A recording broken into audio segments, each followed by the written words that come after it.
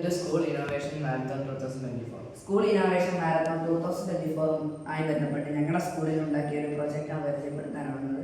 Water purification എന്ന ടോപ്പിക്കുമായി ബന്ധപ്പെട്ടാണ് ഞങ്ങൾ പ്രൊജക്റ്റ് ചെയ്തിരിക്കുന്നത്. ഈ പ്രൊജക്റ്റിനകത്ത് 4 ചേമ്പേഴ്സ് ആണുള്ളത്. 4 സ്റ്റേജായിട്ടാണ് ഇതിൻ്റെ ഫിൽട്രേഷൻ പ്രോസസ്സ് നടക്കുന്നത്.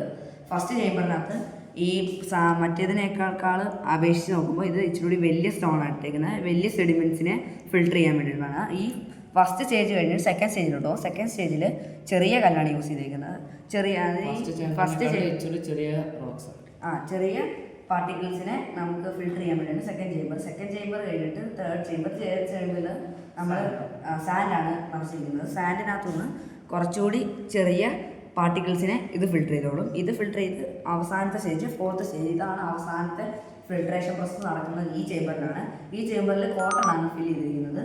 ഈ കോട്ടൺ ഉപയോഗിച്ചാണ് ഈ അവസാനത്തെ ഇതായതുകൊണ്ട് ഇച്ചിരി മൈന്യൂട്ടായിട്ടുള്ള ഈ പാർട്ടിക്കിൾസിനെ നമുക്കിത് ഫിൽട്ടർ ചെയ്യാൻ പറ്റും. അപ്പോൾ ഡെമോ കാണിക്കാം. അപ്പോൾ ഫസ്റ്റ് ചേമ്പറിലാണ് ഇപ്പോൾ നടക്കുന്നത്. സെക്കൻഡ് ചേമ്പറിലാകുമ്പോഴത്തേനും ഇത് വരും.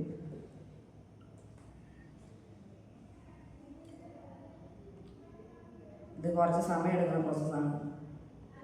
ഓക്കെ, വന്നു. ഇപ്പോൾ ഈ പ്രോസസ്സ് കഴിഞ്ഞിട്ട് അവസാനം ക്ലിയർ വാട്ടറാണ് ഇവിടെ വരുന്നത്. പക്ഷേ ഇത് നമുക്ക് ഡ്രിങ്കിങ് പർപ്പസിന് യൂസ് ചെയ്യാൻ പറ്റത്തില്ല. ഇതിൻ്റെ ജേംസ് ഒന്നും ഈ പ്രൊജക്റ്റ് ഫിൽട്ടർ ചെയ്യാൻ സാധിക്കത്തില്ല. അതിൻ്റെ ഒരു ഡിസഡ്വാൻറ്റേജ് ആണ്.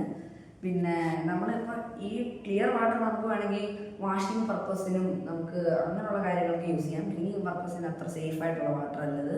അപ്പം ഇതായിരുന്നു ഞങ്ങളുടെ പ്രൊജക്റ്റ്. അപ്പോൾ താങ്ക് യു.